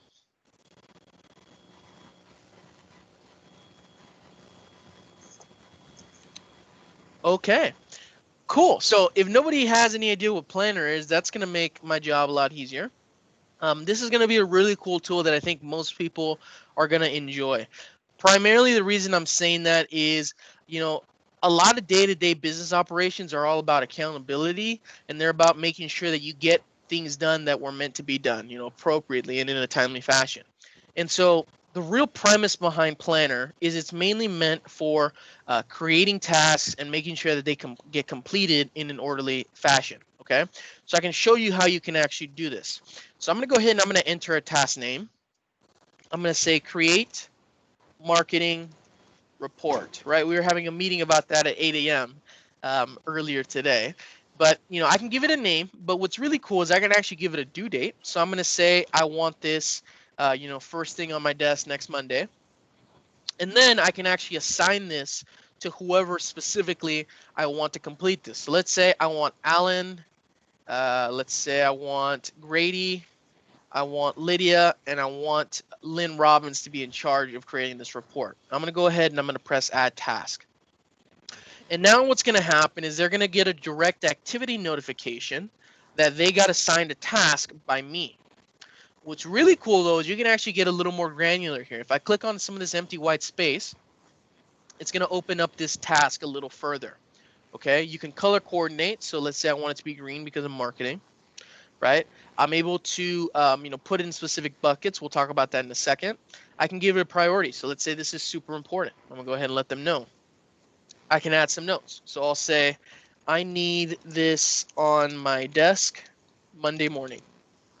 Okay. I can even add a checklist. Okay. So mainly this is so that I can stay on top of whoever I assign this to and make sure that I understand where they are in their journey of completing this task. So let's say I want it to be, 12-point font. I want it to be 5 pages long. I want it to have a detailed budget. So let's say, Lynn or Grady or whoever it is comes into here. What they can say is, okay, cool. It's definitely 12-point font. And we've already got it to 5 pages. But you know what? We haven't created this budget yet. So I'm not going to cross this off. I'm going to leave that as empty. And now me as the person who assigned this to them is aware that, oh, you know what? They got the 5 pages down. They just need to make sure they get that budget together, right? Just a really cool tool that you can use to make sure you stay on top of people in your organization. What's awesome about this is that it's kind of annoying, okay? And I don't say that in a bad way. What I mean by that is it stays on top of people. So if you have a day or two left before you complete the task, you'll probably get an email about it. If you haven't completed the task on time, you'll definitely get an email about it. And so you're really making sure that those people really have no excuse for not completing the work that you assign them, right? It's accountable, it's on top of you, and it makes sure that things get done. And so if this is something that you are not currently incorporating inside of your daily workflow, I encourage you to, be creative, think outside the box, and try and think of different ways that you can actually do this. You notice somebody just completed the task. So now it went into my completed section. It was completed by Grady Archie. Awesome, right? So that's Planner. Something you can do here is you can actually put it into buckets. So an idea is, the way that I used to use this inside of my organization is we used to have, week by week different tasks that we would assign the people that we work with. So what I would do is I would have a week 1 schedule of tasks I need to complete it. I would write them all down, and I would do the same thing for week 2, 3, 4, 5 for 8 weeks. And I would put it in specific buckets so it was very easy for them to navigate and understand what needed to be completed. So, this is one of the tools that I highly recommend. Something else I want to talk about is OneNote. Is there anybody else on the call who's ever used OneNote? This is something that's a little more popular, so you may have used this before. Anybody? Bruno, I'd love to hear from you. What's your experience been with OneNote? It's always, 50-50, and you're on mute. So with OneNote, we use it a lot actually. We use it a lot to just to take down notes during meetings, to keep track of projects, general information. We actually use it quite a lot. Awesome. Is there anybody else who uses OneNote? Anybody else on the call? I'd love to hear from you. Appreciate it, Bruno. If no one else is... Andres, this is Jake. Hey, Jake. I have a question going back to Planner. Workflow tends to come from email. Is there a way to create Planner tasks from an email? From an email. Okay, so do you mean like sending an email with a Planner task inside of that email? Is that what you're saying? No, on the reverse. So somebody gets a task from from their higher ups. Okay, I need to get these things done, and they want to send it to their staff. Can they grab that request from an email, drop it into this, and then create all these subtasks to it? That's a great question, Michael. I'm gonna push that one to you. Do you have any insight on that? I get the hard. Yeah. You know what? Part of that would probably be something in Power Automate. Yeah, exactly what I was thinking. So Jake, they got codeless stuff that just think of it as if then else for us older programmers. So in general, I think we can look with possibly Power Automate to look for something and see if it can generate a task. Yeah, so I'll give you an example, Jake, of how I've used Power Automate previously, and I think how this might kind of integrate with your question. My boss, when we first started, wanted us to make sure we didn't miss anything. So if we ever got emails from specific people, it would create a task inside of my planner. Okay, that got to a point where it was a little too much, right? It just got a little overwhelming. But I know that you can do that. So I'm pretty sure the answer to your question is yes. I just personally myself have not integrated it into my organization. Does that make sense? Yeah. Yeah, you'd have to work with Michael for sure on the back end to make that a reality. And for those that don't know what we're talking about, Power Automate is a sequence of things that can happen. So basically it could be an Outlook email. A simple piece that we're working on for a client right now is they get these financial reports every day from their credit card processing company, and the reports are huge. And in reality, what we're looking to do is that every time an email comes in, we're going to strip that out and drop it into a OneDrive/SharePoint folder. So that way the distribution groups of people will only get a notice inside of Teams that the reports are there. So, again, it's not just a rule, it's something that takes a little more than Outlook rules. Yeah, Absolutely. so our use case, just to give you an idea, so I recall we did try Planner a few months ago for our legal team, and we have to use a third party because a lot of the requests come in via email to review documents, contracts, and so on. And so because they came in through email, we tried with Planner, but they had to manually go in and create all these tasks, where with the third party product, they were able to just grab the email and drag it in and assign it from there. Gotcha. Totally get what you mean. Yeah, I'm 99% sure you can definitely do that. You would just need to rework that on the back end. That's not like a capability out of the box. Does that make sense?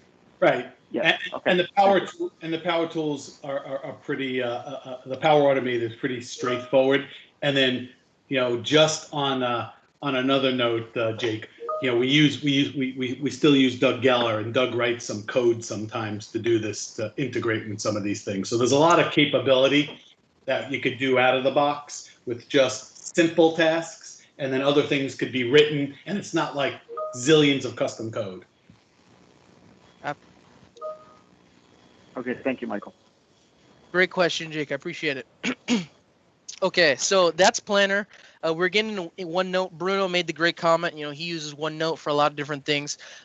if you're not currently using OneNote, I think it's probably going to be something you want to transition to, specifically for the ability to make sure you don't miss things.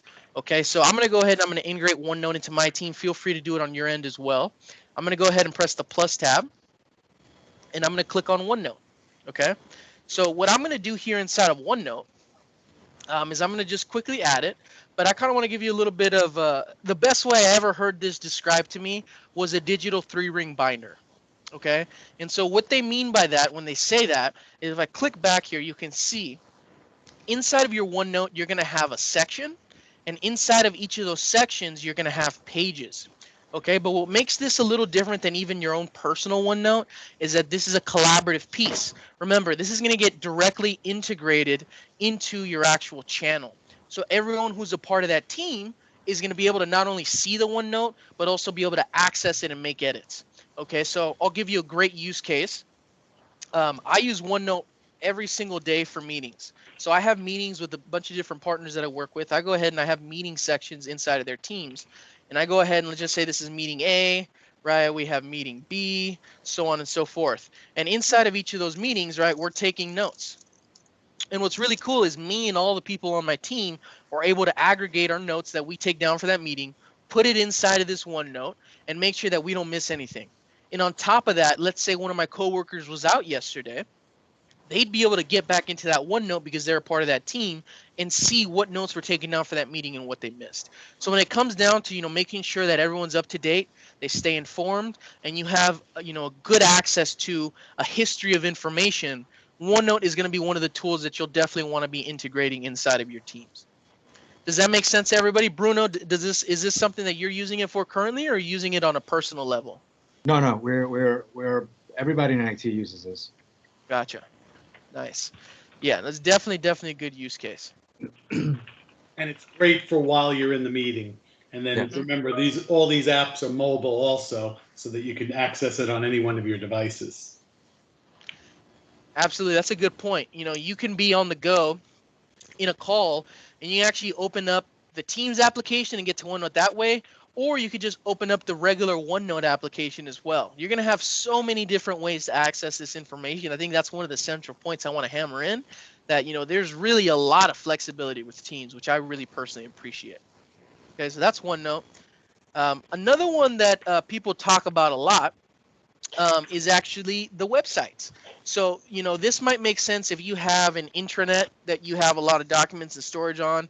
This might make sense if there's a website that you research from on a daily basis. This might make sense if, let's say, you're on a website that you just frequent every day because you need to sign in and get certain information. Right? This is going to be one of the coolest things that you can do inside of Teams. Again, they want to keep you on the application. They don't want you to have to be going all to these different places to find this data. They want you to be able to get it directly from Teams. So you can actually integrate specific websites. So right here in this pink, you see where it says website. I'm going to go ahead and click on that. In this case, I'm just going to call it Microsoft, okay, because I'm going to just use the Microsoft website. But this, of course, would be totally different for somebody like yourselves. Okay, so you need to make sure you get that full link, https://www.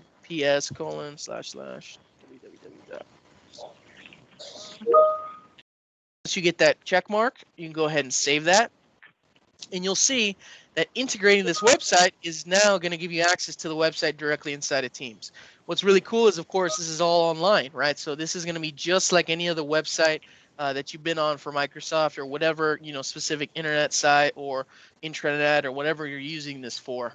You're going to be able to do this now directly inside of Teams. Now, our philosophy when we're setting these up, just to put a 2 cents in, is that we're trying to make the team, the channel, as friendly as possible for those specific users that come in.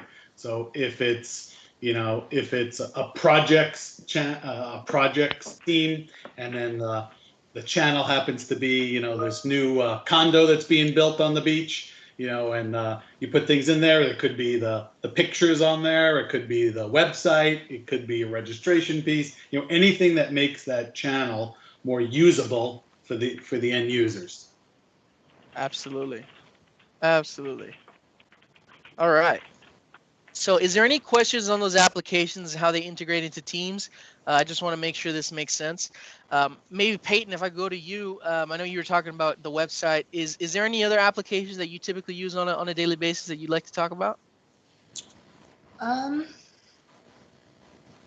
I don't think so. I mean, we're heavy in the Teams and excessive in the chats, but we don't really use too many of the additional applications. Gotcha. Okay, well, I would definitely encourage you to take a look and see if it's something that you can start integrating into your workflow. But I appreciate it. Thank you. Anybody else? I'd love to hear if anybody else is using this right now currently, what applications they're using. I asked this question and people give me all a bunch of applications from across the board. So if you guys have anything you'd like to share, I'd love to hear from you just so everybody can kind of understand how you're leveraging Teams. Not totally okay, but kind of curious what everybody's using today.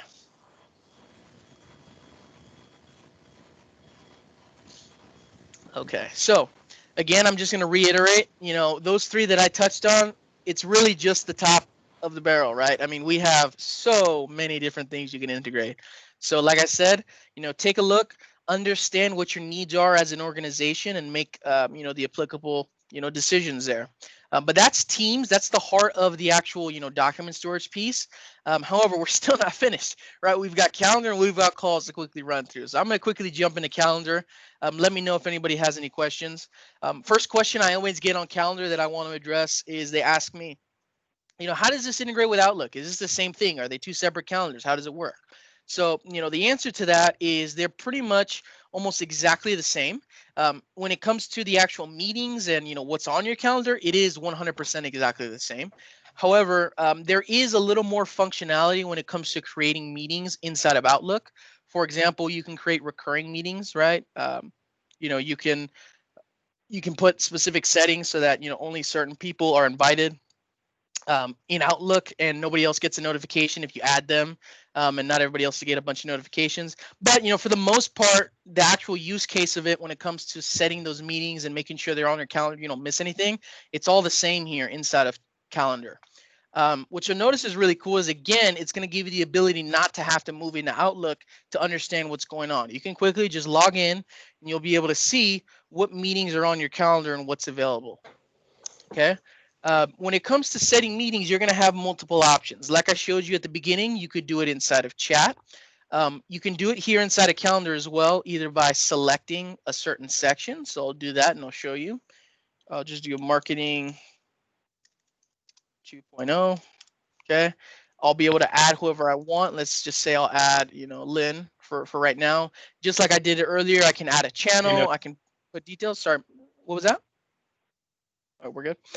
Just like I did previously, we can add the channel, we can add a location, any other types of details that we want for this specific meeting. In addition, there's also a scheduling assistant, like I mentioned earlier, that we can use. And there's a bunch of different options that are available to us. When I actually go ahead and I send this, you'll notice it's going to automatically get right here inside of my calendar. The other option you're going to have available to you is you can actually create a new meeting directly from here. Right. So if I clicked on new meeting, I'd be able to go ahead and schedule it just like I did the previous one. One little thing I think a lot of people don't realize is you can also do this meet now function. I like to mention this to people because a lot of times, people are making recordings nowadays all the time. And so I do recordings on a weekly basis. And what I actually do is I go ahead and I use this meet now function. So if I click on this meet now, I'll go ahead and I'll join this. You'll notice it's going to go ahead and jump me into my own solo meeting by myself. And so what you're able to do here is you can directly invite people to this by getting the link and doing whatever if you want to have an actual meeting with them.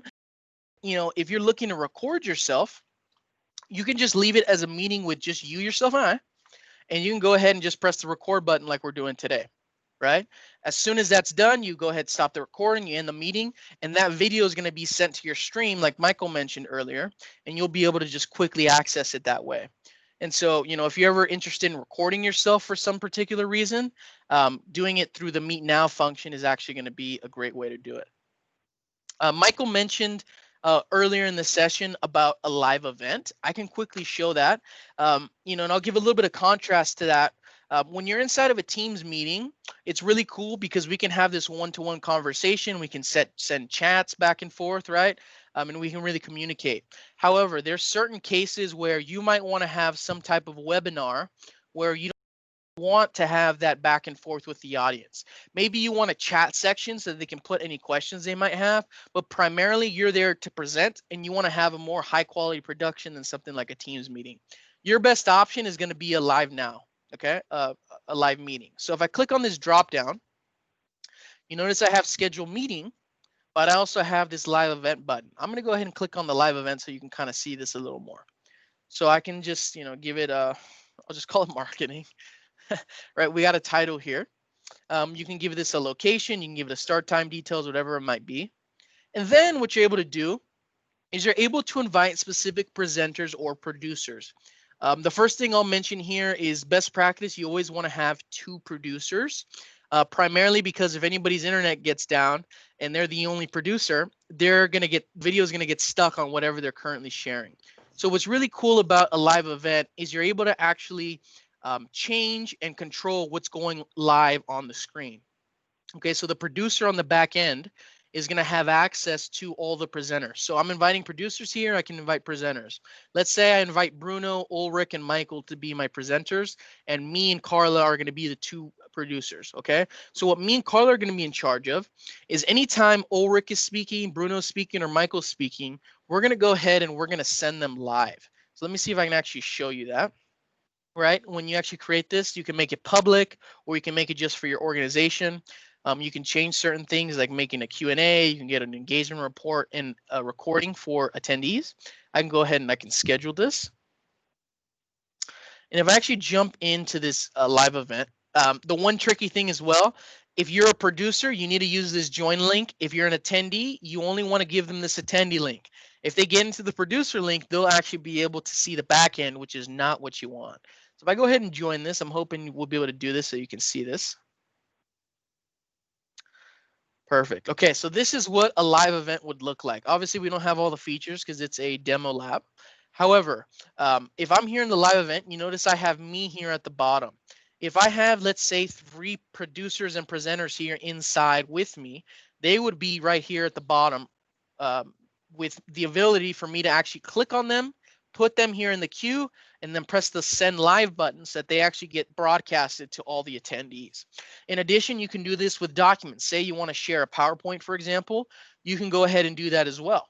I can have a document, preloaded in here as one of the things that I want to feature. I can click on it, it's going to go into the queue, and then I can go ahead and send live. Right, and so the producer on the back end is going to be able to control that action. They're going to be able to host these webinars. It's going to be a very high quality production, different to this Teams meeting where we're all a part of it. All that's going to be broadcasted is just that one person who sent live. And so if this is something that makes sense for you, where maybe you're talking to your customers, in a very big event, this might be something that makes sense to you. If you have a very large company, right, and you want to have a company-wide meeting, this might be something that makes sense. So, this is another one of the really cool tools here inside of Microsoft Teams that you're going to be able to leverage. I encourage you to play around with it because it's not as simple as a Teams meeting. You're going to have to, give it a shot and kind of get used to it. But, once you get the hang of it, it's really not that difficult, and it's a really, really cool tool. So I just wanted to quickly share that with you because I think it's something that a lot of people aren't even aware of that you can do inside of Teams. Lloyd, why don't I go to you? Is this something that you're currently using? I know you say that you like Teams. Is this something you were aware of or something you're using consistently? No, I mean, we use video a lot company-wide, but we've never used that. Gotcha. Okay, definitely something I encourage you to take a look at, but appreciate it. Anybody who's actually done a live event before? I'm curious. Most people haven't. If you haven't, that's totally okay. But if you have, I'd love to hear from you what your experience was. All right, not a problem. Okay, so that was calendar. So we went through activity, chat, Teams, calendar, and now the last thing I want to quickly cover is calls. I'm going to preface this conversation with some unfortunate, things that I've heard recently, especially in the last few months doing these trainings. I've heard people tell me, hey, how can I use this for my organization? I'm trying to find a way for everyone to have access to a phone because we really need that access. But, we just invested in a phone system for our organization and now everybody's working from home and we can't even use it. right? So that's a consideration that a lot of people are really judging and valuing the service for. It's voice over IP, right? So it's internet-based calling. And what's really cool about Teams is you're automatically getting a piece for free. So in your automatic subscription, you're going to be able to make any calls internally inside of your organization.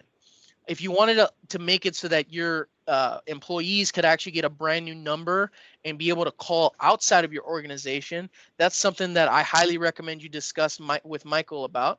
But you have those capabilities too. I'm actually going to share my own personal screen because I actually have those capabilities on my environment. So if I go here to calls, you'll notice underneath calls, right? I've got this speed dial option, right? So I have the people that I typically talk to on a daily basis, and then I have a favorite section. On top of that, inside of my contacts, you'll be able to see all the message.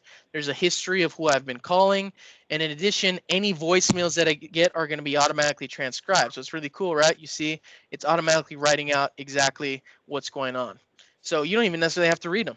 However, this is what I wanted to show you. This dial a number feature. You notice this is my phone number that's directly tied to my Teams account.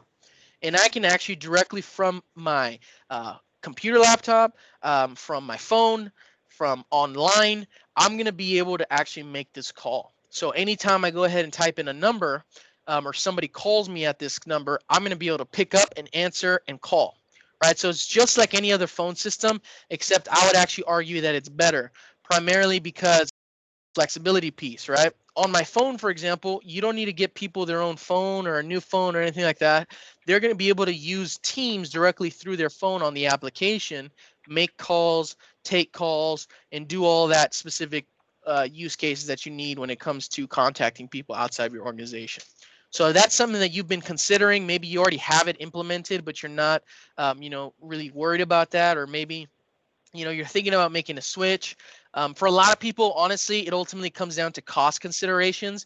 Typically, people are going to be paying a lot more for other vendors because this is already directly integrated inside of Teams, and they can really get a cost savings on their end that they pass on to customers through that. And so this is just something I want you guys to consider because it's That's something an that a lot of additional cost, though. That's not built in, right? Go ahead, Lloyd. So what was the question? That's an additional cost, though. It's not. Yeah, so what I mean by it's built in is you automatically have calls internally, and if you want that additional service, the fee difference is typically a lot cheaper than just going and getting a different phone company for that. That's kind of what I'm trying to say. I hope that wasn't misleading. Something that you might want to consider. There's just a lot of tools and capabilities that are inside of Teams, and of course, this is just one piece of it that we're talking about today. But like I mentioned, there's just such a big landscape of different things inside of Teams that you can use for your specific organization. I'm going to pause for a sec. Michael, I saw you unmuted. Is there anything you want to add in there? No, I wanted to say also that I always keep emphasizing this, that everything you saw also is available, on standalone apps, on an iOS or Android device. You can lock and control those devices that are there. Also, there's the Office app. It's called Office. So as you start, saving files, whether it's in OneDrive or things along those lines, it's just a front end app that gives you a quick way of grabbing files and doing a couple little things that are out there. So all this part of the inside of the subscription. That's right. I mean, there's so many tools here inside of Teams, you guys, that if you're able to really leverage them and understand their value and how you can use them on a daily basis, you're going to really put yourself ahead of the game when it comes to what you're trying to accomplish on a daily basis. And so ultimately, that's what it comes down to. Microsoft, when they created this application, it was all about efficiency, efficiency, efficiency. How can we make people effective on a daily workflow? And how can we make sure that they have access to all the resources they need to be successful? And so that being said, I'm landing the plane 15 minutes early. I want to go ahead and pause for a Q&A session. If you guys have any questions, I'm going to stick here for any additional things I can help bring clarity to. Michael, is there anything else you want to add there? No. Because I know I covered a bunch of stuff today. I just want to make sure before we run out that thanks everybody for attending. This was meant to be, a 10,000 foot level piece of what's available, because I know some of you are using Teams, some of you using pieces of it. I will send out a Teams to everyone, a Teams quick start sheet that's out there that Microsoft has there. I also have something that if you're using Teams for meeting, there's a blogger I like. His name's Matt Wade, and he has something that's called, Teams meetings for rock stars. So it kind of shows you, some things to do, some things not to do, and it applies to the competitive products also. I'm putting out meetings that are out there, and then we put a lot of updates at LAN Infotech on Twitter, and we also put a lot of updates out on LinkedIn of various things that come up. So I see hands up. So Yeah, David's got a question. On the left-hand side where the chat activity calls and all that, can I put a SharePoint up there? Yeah, so let me actually show you how you could do that. Let me see. Let me share my screen. So if you click on this ellipses button, you can actually integrate apps into here. So you should be able to integrate SharePoint. So if you put SharePoint right here, right, and I added this, I'd be able to just add this to a team. I could add this to the left-hand side, right? And so when I do that, I'm going to be able to customize this command bar as well. So yes, you definitely have the ability to do that. If you click on the app section here at the bottom, I mean, it's you just also so have on a channel that you could stick in a SharePoint link. Absolutely. I mean, there's just so many tools, you guys. I can't. There's just not enough time for me to really walk through everything you have the ability to integrate into here. But yes, SharePoint's definitely one of those things that you can do. Like he mentioned, if you have the SharePoint website, you could do that inside the channel as well. So absolutely.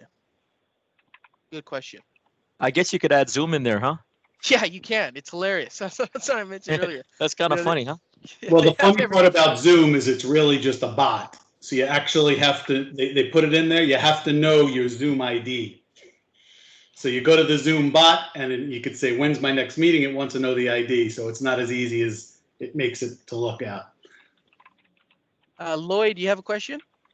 Back when we were adding websites to Teams, if we have a website that everyone has their own login to, and you add that to the team, does each person's own login get remembered, or is someone going to be logging into my team or into my incidents of that website?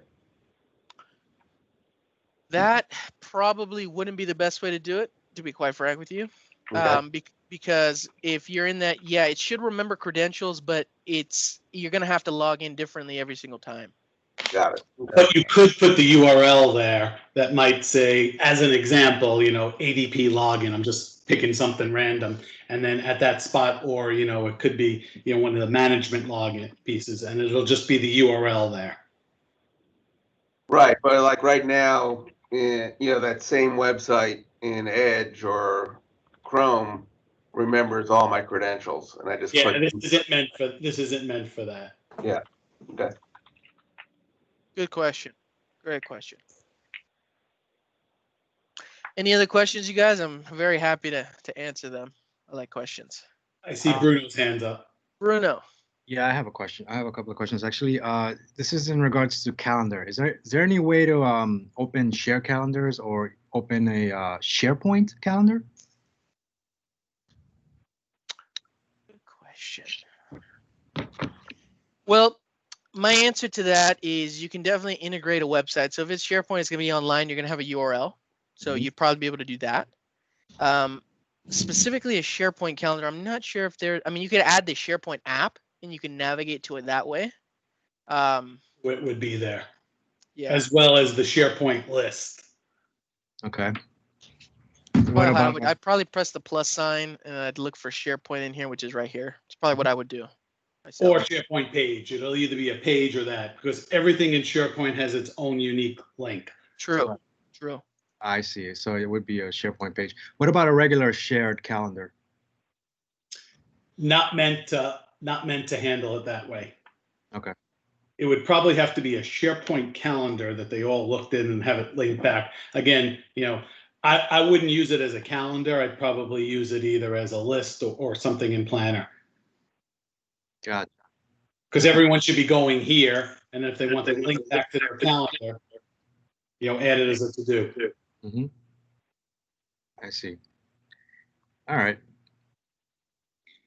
Thanks. It's hard to say no to anything because, like you said, there's so many ways of doing the same things in different setup. If you take anything out of this, for everyone that I know is just dabbling in Teams, think of Teams as just your front end for those workers that are out there. You know, everybody has a spot to go. They can stay in there most of the day. You know, I have a session with someone tomorrow where, you know, they're just staying in Teams all day, and they found that they like Word Online 100% better than, you know, Word on the desktop, because right away they're in an edit mode. You know, some of the newer features are faster to the web version than not. So, you know, when you're defining your teams and your channels, think about it as, you know, as people. They can stay in the location, the calendar's there, and if you put all the tabs accordingly, you know, it's most of their workday. Yep. What other questions does everybody have here? Love the questions, you guys. Hey, I have another one. I'm sorry. Yeah. Sorry about that. Going back to the SharePoint and all that stuff, what I'm trying to do is add my SharePoint. Like, you know, I've got a particular SharePoint that within our organization, myself and Jake, and I want to add that particular SharePoint to the Teams. It doesn't seem like it allows me to. It only allows me to do SharePoints focusing on the Teams. Have you tried SharePoint pages, like a specific page inside of SharePoint? Yeah. Or can this also do OneDrive? Yeah, you can. So what you can actually do is you can sync your OneDrive. So if I go into the file section, Yeah. and I press this sync button, Yeah. I'm going to be able to sync these files with my OneDrive. But again, the only consideration there is if you're going to have personal data on your OneDrive, everyone's going to have access to it. So you just want to be careful there, right? But if it's a specific OneDrive that's integrated with those specific files that you want, then it makes total sense. Then it makes total sense there. Now, David, when you do click, it asks for a SharePoint. It asks for the SharePoint URL. So when you add a SharePoint site, it wants the URL. Okay, got it. Everything is with SharePoint is a URL base that's out there. So yeah. So where would I find that URL then? Because what happens is, like, I bring up the SharePoint on my portal right now, right? And it comes up and it says JW Turnberry Systems, right? It's the full browser URL that's up there. Yeah. So once I find that browser URL, I should be able to. Okay, got it. Okay. Paste it in and then it'll pin it up. Guys, these are the typical things that we go through. I go through the same things in setting some of the stuff up for LAN. So, and then on the OneDrive piece, you know, what you really want to kind of have a good mix use of OneDrive for Business or SharePoint. So what we're doing is we're seeing more things put into Teams/SharePoint, and then pinning that SharePoint down to OneDrive for Business, so that if they want to work locally, you see what I'm going, versus putting it in OneDrive and then trying to pin that into a team.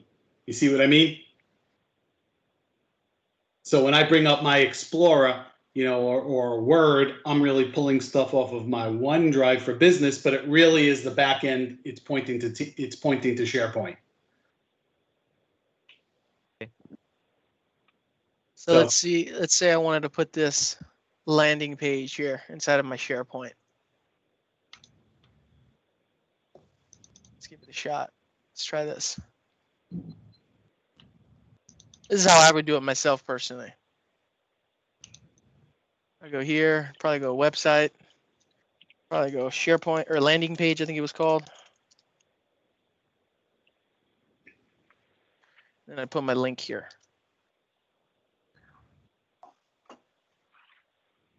Does this have the capability to pass credentials, or I guess you have to log in individually? I guess I'd have to log in. Yeah, that's the only consideration. I wouldn't do it off the website, and it's only because you're not really singled in. Try it off of the SharePoint. Add the share. Say just add SharePoint, the one above it, right?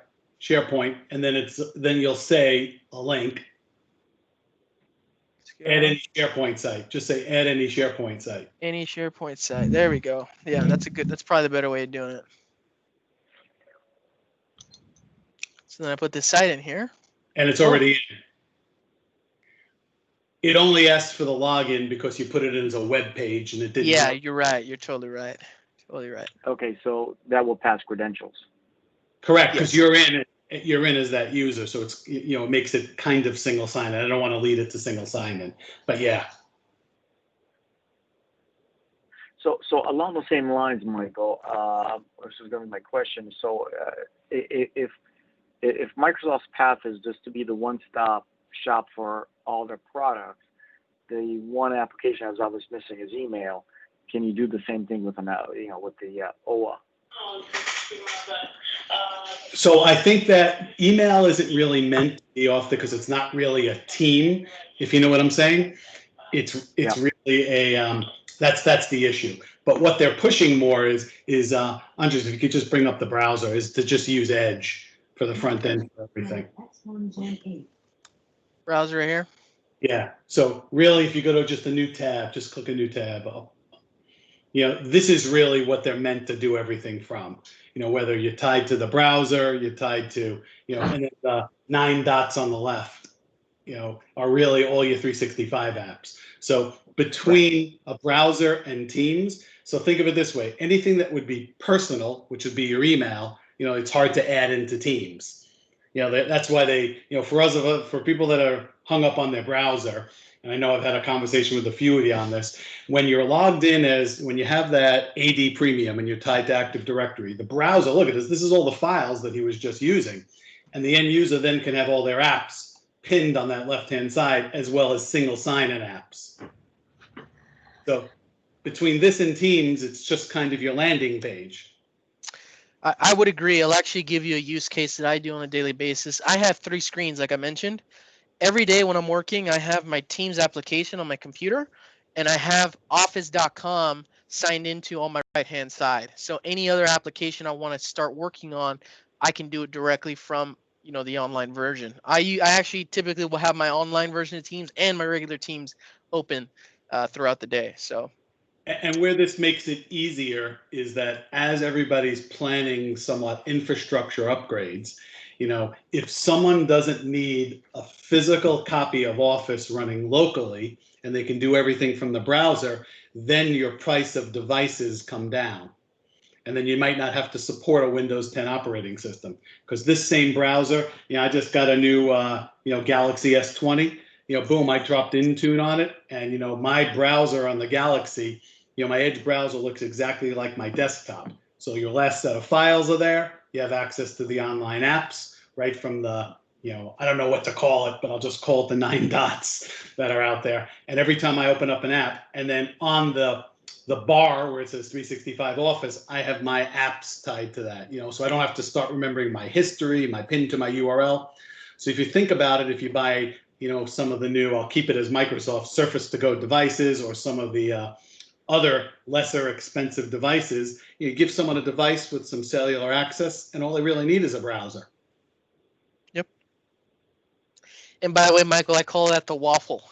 Okay, the waffle. Sorry, I kept thinking about it. It's definitely it really is a triple decker burger. So that's right. Either way, but you can add other apps that are on there, and then with the right licensing, you can also have single sign-on. So all these apps, or I should say, from a Teams perspective, Michael, all these functionality would be available irrespective of platform. Right, for a change from Microsoft. Okay. And then your single sign-on ones also could be pinned to that too. Remember, we talked about single sign-on. So I use ADP. If ADP, as an example, or your payroll system supported single sign-on, you could tie that together, and technically you're logged into the workstation. That's how the browser gets all this information. So a lot of good stuff. So I'll tell you that I got a new laptop here. Yes, I'm full of new toys. Brand new Lenovo. I popped it in. I logged in with my Active Directory, set up my Windows Hello, and boom, my drive was automatically encrypted. My Edge browser was there. SharePoint started to sync with OneDrive. And, an hour later, without me touching it, with all the updates, I was kind of ready to go and secure. I didn't even need the apps. For this one, I'm just keeping the browser apps on there.